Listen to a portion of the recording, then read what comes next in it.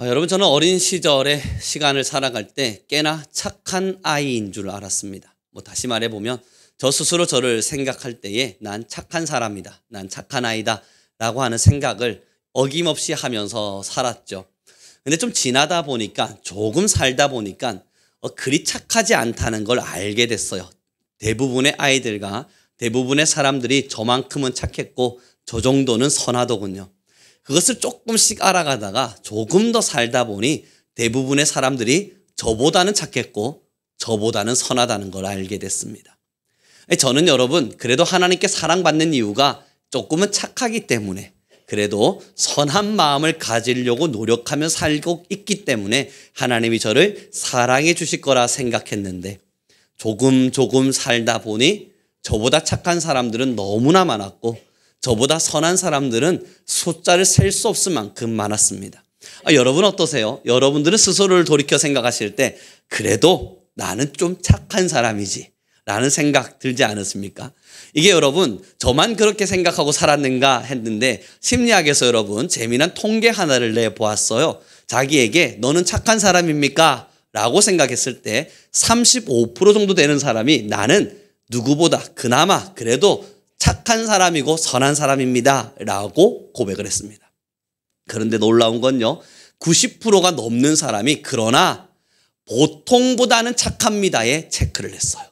다시 이야기해보면 난 악하지는 않다는 거예요. 난 나쁘지는 않다는 겁니다. 보통의 사람보다는 그래도 적당히 선하고 보통의 사람보다는 적당히 난 착한 사람이라는 거예요. 문제는 여러분 재미난 거 뭐였냐면요, 가족 안에서 나는 착하다, 우리 공동체 안에서 나는 착하다 서로 주장하는 사람들이 자기가 자기를 쓸 때는 착하다고 말하잖아요. 그래서 통계를 어떻게 냈냐면, 그러면 이 중에 나쁘다고 생각하는 사람 몇 명 정도 있는가, 이런 통계들을 내기 시작했습니다. 그랬더니 여러분, 예를 들어 한 클래스 안에 40여 명의 친구들이 있었고 그 40여 명의 친구들이 한 35명은 나는 착합니다 라고 말했는데, 여기에 나쁜 친구들은 몇 명 정도 있는가 물어보았더니 30명 정도는 나쁜 친구들이 있는 거예요. 생각해 볼 문제가 있는 겁니다. 내가 볼 땐 나는 착한데 주변의 사람들을 보면 내가 볼 땐 나 말고 나머지의 사람들은 나쁜 겁니다. 그럼 여러분, 착하다고 이야기했던 그 사람들은 다른 사람이 볼 땐 나빠 보이는 거예요. 내가 볼 땐 난 착하지만 다른 사람이 볼 땐 나빠 보이는 거예요. 제가 어떻게 그걸 알게 됐냐고요? 사람들이 저보고 참 나쁘다고 하더라고요. 저는 화가 났습니다. 내가 왜 나쁜 사람이냐? 난 착한 사람이고 난 선한 사람이다. 고집을 좀 피우려고 그랬는데 주변에서 또 말하더라고요. 넌 그리 착하지는 않은 사람이다. 그리고 저를 곰곰이 곱씹어 보니 저는 역시나 그리 착하진 않았습니다. 고집이 셌고 주장이 강했습니다. 남들의 의견을 꺾기를 좋아했고 내 생각대로 하는 걸 즐거이 했습니다. 다른 사람들이 하는 말을 듣는 것을 그리 좋아하지 않았고 내가 옳다 여겼습니다. 때로는 불쌍한 사람, 힘든 사람들이 있다면 내 것을 챙기고 내 것을 충분히 가진 이후에 도와볼까 생각 정도는 해보았으나 선뜻 나서지 못하는 사람이었습니다. 그러니 전 그리 착하지 않습니다. 그런데 여러분, 오늘 본문을 한번 보실래요? 8절입니다. 함께 읽겠습니다. 함께 읽습니다. 시작. 마음이 청결한 자는 복이 있나니 그들이 하나님을 볼 것이며. 아멘. 저는 예전에 성경을 오해했을 때에 이 본문의 마음이 청결한 자는 도덕적으로 사는 사람, 양심적으로 사는 사람, 그래도 조금은 선하고 착한 삶을 사는 사람이라고 생각했어요. 마음이 청결하다는 것은 마음이 나쁘지 않아서 그래도 조금은 옳은 것, 바른 것, 선한 것을 생각할 줄 아는 사람이라고 생각했습니다. 그렇게 마음이 청결하면 하나님을 볼 수 있는데 나는 그래서 하나님을 보는 거구나. 야, 내가 착해서 하나님을 마주할 수도 있고 기도할 때마다 하나님을 만나는 거구나 라고 생각을 하기도 했죠. 그러나 여러분, 그것은 심각한 오해였습니다. 오늘의 이 본문의 말씀에서 마음이 청결하다라고 이야기하는 것은 선한 것도 아니고 양심적인 것도 아니고 도덕적인 것은 더욱이 아니었습니다. 여기서 지금 마음이 청결하다라고 이야기할 때에는 정확하게 말해서 거룩할 때입니다. 마음이 청결하다는 말의 이꼬르가 같다는 의미가 거룩하다고 이야기한다면 저희는 적당히 착하지만 나쁜 마음을 가지고 있죠. 저희는 적당히 어느 정도 선한 것을 선택할 수 있지만 죄 가운데 살기도 하죠. 우리가 우리 스스로를 보면서 거룩하다 말할 수 없는 거예요. 그럼 우리는 하나님을 보는 것을 포기해야만 하는데 한 가지의 방법이 있었습니다. 우리가 마음이 청결해질 수 있는 한 가지의 방법. 그게 바로 성령이었습니다. 마음이 청결하다는 것은요, 거룩하다는 것인데 우리로서는 불가능하죠. 우리가 성령에 충만하여져서 하나님의 영에 속하여져서 하나님의 거룩하심의 영이 내 안에 임재하게 될 때 그제서야 보여지는 것이 하나님이라는 거예요. 내가 착한 행동을 많이 해야 하나님을 보는 것도 아니고 내가 선한 일을 많이 해야 하나님을 보는 것도 아니고 내가 어떻게든 나의 도덕적인 삶을 잘 살아보기 위해서 나쁜 행동들을 지워내야만 하나님을 보는 것이 아니라 너가 성령에 충만해지면 하나님을 보게 될 거래요. 여러분 이것을 깨닫고 나니까 알겠더라고요. 여러분 기도해 보신 적 있으시지 않으세요? 기도할 때에 열심히 기도해도 뭔가 밍밍하게 느껴질 때 있으시죠? 신앙의 길을 걸어갈 때에 열심히 신앙을 걷지만 그럼에도 하나님이 보이지도 않고 하나님이 느껴지지도 않고 정말 하나님이 나와 함께 하시는 건 맞는가 고민될 때 있으시죠. 그때가 언제냐면 내가 영적으로 침체되어 있을 때입니다. 영적으로 심각하게 침체될 때, 다시 말해서 성령이 내게서 떠난 것만 같은 마음가짐과 성령이 내 안에 없는 것과 같은 영적인 상태를 유지할 때 우리는 아무리 하나님을 찾아도 하나님이 보이지가 않아요. 그런데 여러분 말씀 읽고 성경 기도하고 또 하나님 앞에서 더 가까이 가기 위해서 갈망하다가 어느 날 하나님께서 나와 함께 하시는 성령의 능력이 임할 때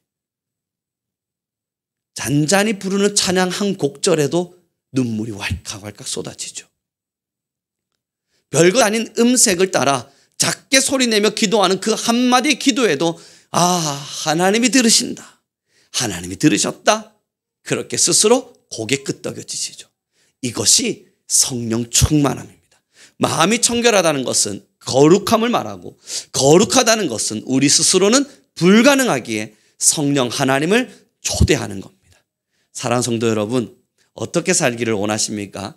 그리스도인들이요, 신앙의 수없는 행동과 모습들을 갖지만 때로는 성령을 의지하려 하지 않습니다.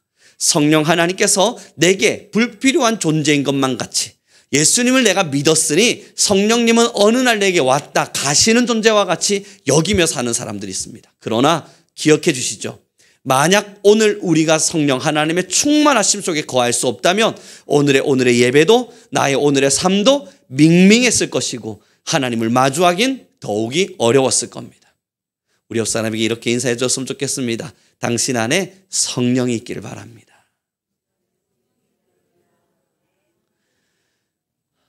여러분 그리고 나서 고민을 해보는 거예요.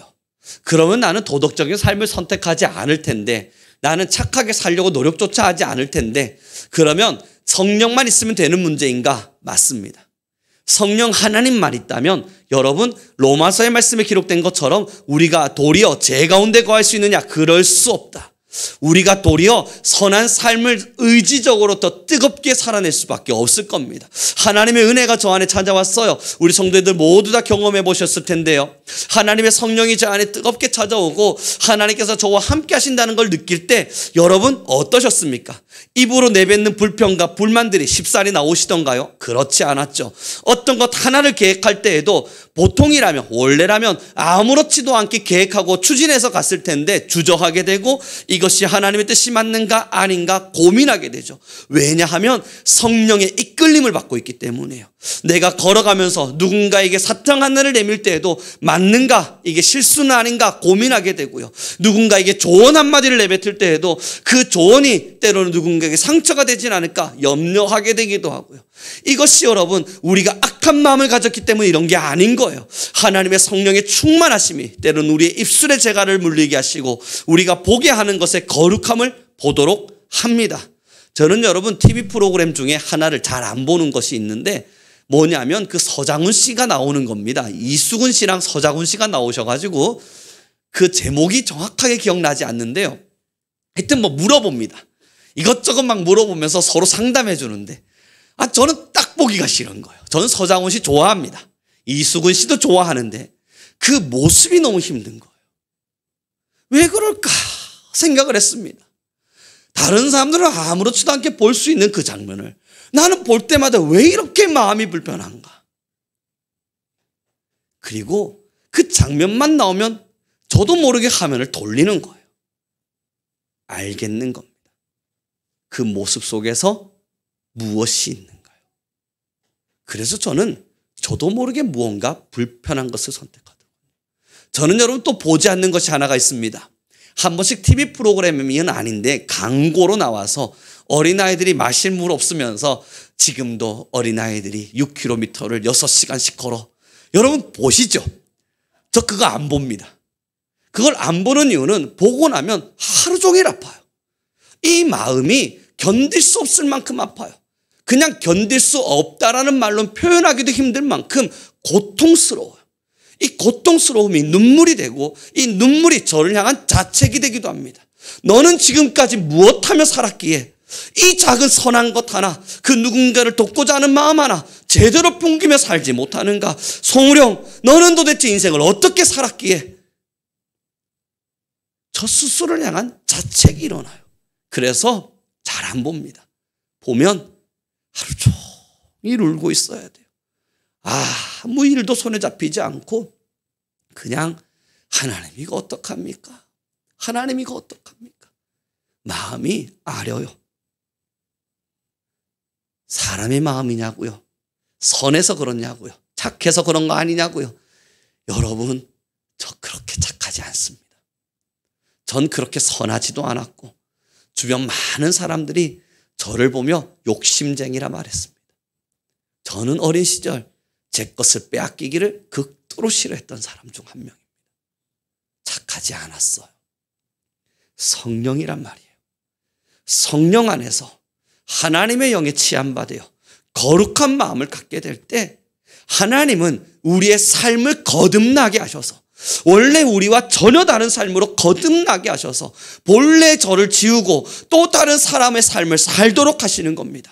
그 마음에 성령에 충만하게 임재되게 될 때 하나님을 날마다 찾게 되고 이 하나님의 은혜가 내게서 떨어져 나갈까 겁이 나니 때로는 죄스러운 모습을 의지적으로 꺾어내고 때로는 죄 가운데 거하는 나를 의도적으로 빼내어 가면서 나는 거기에 거하지 않기를 스스로 선택하는 거예요. 무엇 때문입니까? 착하게 살고 싶어서요? 아니요. 성령을 소멸하지 않으려고요. 나는 선한 사람이기 때문에요? 아니요. 성령이 소멸되기를 극도로 싫어하기 때문인 겁니다. 사랑하는 성도 여러분, 성령 충만은 하나님을 볼 수 있는 통로입니다. 이것이 유일한 통로인데 하나님을 정말로 보기를 원한다면 성령의 은총을 구하셔야만 합니다. 이 성령의 은혜는 우리 가운데 있는 죄를 극도로 싫어하셔서 우리는 죄 가운데 거할 수 없게 됩니다. 하나님의 은혜를 보고 싶거든요. 사랑하는 성도 여러분, 어떻습니까? 아무리 착하게 살려고 발부둥 쳐도 착하게 살 수 없으시죠? 오늘 방법 하나 알려드립니다. 하나님, 내게 성령을 주십시오. 아무리 내가 뭔가 행동적인 모습들, 보는 모습들, 내 마음에 품는 마음들, 이런 마음 좀 품지 않으려고 아무리 발부둥 치는데도 계속 그 마음이 들어오시죠. 여러분, 사람으로서는 불가능합니다. 하지만 하나님, 내게 성령을 주십시오. 기도하면 용서가 일어나고 용납이 일어납니다. 측은함이 생겨나고 긍휼의 시선이 생겨납니다. 때로는 나를 향한 마음의 미안함도 들지만 다른 사람이 더 걱정이 되기도 합니다.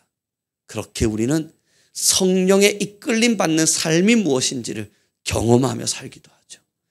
사랑하는 성도 여러분, 그렇습니다. 오늘 본문은 그 이야기를 우리에게 던져줍니다. 다시 한 번 더 본문을 보았으면 좋겠습니다. 함께 읽겠습니다. 시작.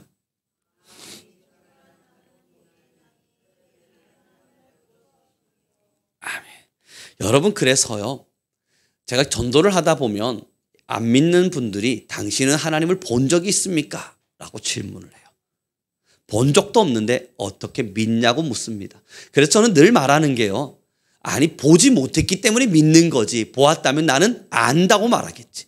나는 보았으니 알지만 보지 못했으니 믿는다고 말한다 라고 말할 때 그들은 또 말합니다. 그러면 그거는 보이지 않는 것을 억지로 믿는 거 아닙니까? 라고 말할 때 늘 말해주는 것이, 당신은 누군가를 믿는다 말할 때 억지로 믿어집니까? 그의 모습을 보았고 그를 느꼈고 그를 경험했고 그를 알기에 그를 믿는다고 말하죠. 그래서 말해주시는 게 하나입니다. 전 늘 하나님을 봅니다. 그 하나님을 보았기에 그 하나님을 믿습니다. 그럼 물을 거 아니에요. 어떻게 보았냐고요. 성령을 받고 성령에 거하고 성령의 지도하심 앞에 있다 보니 하나님이 저를 바꾸심으로 당신의 거룩하심을 보여주셨습니다. 사랑하는 성도 여러분, 지금도 많은 신앙인들은 하나님 내게 당신을 보여달라 기도합니다. 저는 우리 성도님들 모두에게 질문 드려봅니다. 바뀌셨잖아요. 옛날에 무당 좋아하시던 분들이 예수님 믿는 분으로 바뀌셨잖아요. 옛날에 여러분 권사님들도 한 번씩 제가 대화 나눠보면 다 한가닥씩 하셨잖아요. 젊은 시절 뭐 안 놀아본 분 어디 있습니까? 유행가 좋다. 열심히 놀기도 하셨을 텐데 왜 여러분 지금 찬송가로 바꾸셨습니까? 여기가 좀 더 멜로디가 아름답던가요? 아니면 유행가 부르면서 즐거이 불렀던 그 시간보다 지금 이 찬송가 부르시면서 부르는 가사가 더 나를 기분 좋게 만들어줍니까? 아닐 거라고요. 그때 살았던 삶과 다른 나를 마주한다고요. 거듭남이에요. 하나님께서 나를 거듭나게 하셨던 이 거듭남의 일이 있었던 거예요. 이 거듭남의 역사를 보면서 내가 바뀐 걸 경험하고 나니까 나의 마음이 바뀌었고 나의 가치관이 바뀌었고 내가 살아가는 삶의 형태가 바뀐 걸 보니까 말하는 거예요. 하나님을 나는 믿습니다. 하나님이 나를 바꾸셨습니다. 그 바뀌어졌음이 옛날의 즐거움보다 더한 감사가 되었고 옛날에 더 많이 살아내었던 그 향락과 그 쾌락의 어떠한 시간들보다 이제는 평강과 안식과 하나님이 허락하시는 놀라운 기쁨이 되었으니 우리는 바뀌었음을 말하며 살아가요. 예전에 여러분 제가 보았던 간증 중에 한 간호사분이 계셨습니다. 이분은 간호사로서 옛날 1900년대 초반에 간호사로 일을 하셨기 때문에 부를 축적할 수 있었답니다. 나름의 부를 축적하고 젊은 시절에 떵떵거리며 부자로 열심히 사셨습니다. 그런데 어느 날 하나님을 만나셨어요. 하나님을 마주하신 이후에 그 간호사분이 아니 이제 내가 내 인생을 어떻게 살아야 되나? 나는 지금까지 너무 즐거운 인생만 살았고 거룩하지도 않은 성령의 이끌림을 받지도 않은 내가 주인이 된 내 삶을 살았는데 나 이제 어떻게 살아야 되나 고민하기 시작했대요. 그러다 이 간호사분이요 전 재산을 다 바꾸다가 저 어느 아프리카에 가서 선교를 시작하십니다. 그 선교를 시작하면서 여러분 참 고달픈 인생길 아니겠습니까? 먹을 것도 없고 입을 것도 불편한 그 시간 속에서 얼마나 힘들었겠어요. 그 힘듦 속에서 열심히 사역을 나가다가 제가 그 간증의 마지막이 저한테 참 큰 은혜가 되었는데요. 그분이 마지막 죽기 전 유언으로 이런 이 삶을 이야기했답니다. 내가 그 젊은 시절을 이렇게 아름다운 시간으로 살지 못했음이 한탄스럽다. 사랑하는 성도 여러분, 예수님을 만나고 하나님 앞에서 거룩한 삶을 선택하고 나니 얼마나 행복하십니까? 매일매일 성령의 거룩하심 속에서 하나님이 주시는 성령의 거룩하심 속에서 하나님을 볼 수 있으니 이 얼마나 귀한 삶입니까?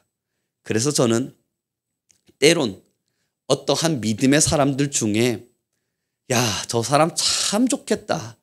죽기 전에 예수님 믿고 자기 원하는 대로 살다가 돈도 펑펑 쓰다가 명예도 마음대로 쫓다가 죽기 전에 예수님 믿습니다 고백하고 죽으니 야 정말 부럽다 라고 말하는 분은 전 그분을 볼 때마다 늘 말씀을 드리는 게 당신은 하나님을 만난 적이 없습니다. 당신은 진짜 하나님을 경험한 적이 없습니다. 진짜 하나님을 경험했다면 여러분 저는요 우리 성도님들도 마찬가지시겠죠. 왜 좀 더 어렸을 때 이 하나님을 만나지 못했을까? 가슴이 저밉니다. 어린 시절 교회를 그토록 열심히 다녔는데 난 왜 그때 몰랐을까? 중학교 시절 그렇게 열심히 하나님을 믿는다 소리치며 살았는데 왜 난 그때 몰랐을까? 고등학교 시절 전도한다고 열심히 쫓아다녔는데 왜 그때 난 이 하나님을 몰랐을까? 가장 후회되는 것이 만날 수 있는 자리에 있었음에도 하나님을 좀 더 빨리 만나 거듭난 삶의 길을 선택할 수 있었음에도 하지 못한 어린 시절이 후회스럽습니다. 마음대로 살았고 욕하며 살았고 미워하며 살았고 불평불만하며 살았고 사랑하지 못하며 살았고 용납하고 용서하지 못하며 살았고 내 꿈이 내 것인 양 저 마음대로 살았던 그 시간이 후회가 됩니다. 사랑하는 성도 여러분, 정말 하나님을 보려면 오늘부터 우리는 성령을 구해야 합니다. 우리의 의지도 우리의 노력도 아닌 성령의 충만함을 입을 때 거듭난 자만이 하나님의 나라를 볼 수 있습니다. 그리고 그 거듭남은 성령을 사랑하는 마음에서부터 시작되어집니다. 이제 말씀을 정리해 가기를 원하는데요. 제가 하나님을 참 뜨겁게 만나고 여러분도 아시는 것처럼 아이들을 키우는 일을 잠시 했을 때 그 아이들이 저한테 질문했던 게 그거였어요. 당신은 힘들지 않습니까? 어렵지 않습니까? 질문을 할 때에 저는 그들한테 늘 이야기해 주었습니다.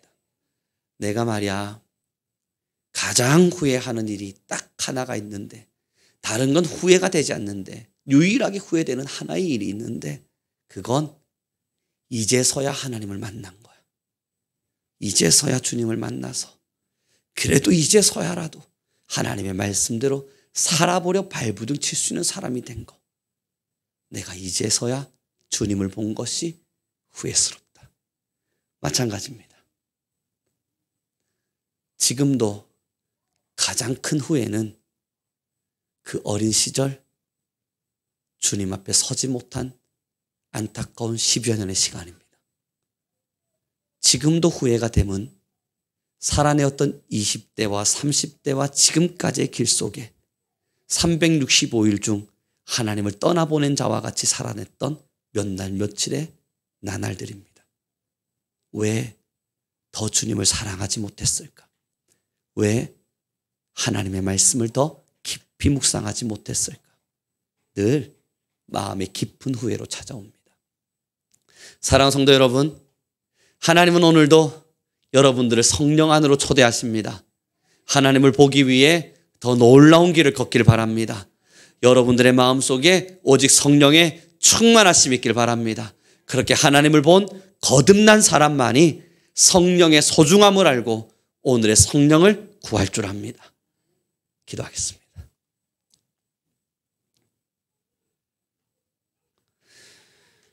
하나님 너무나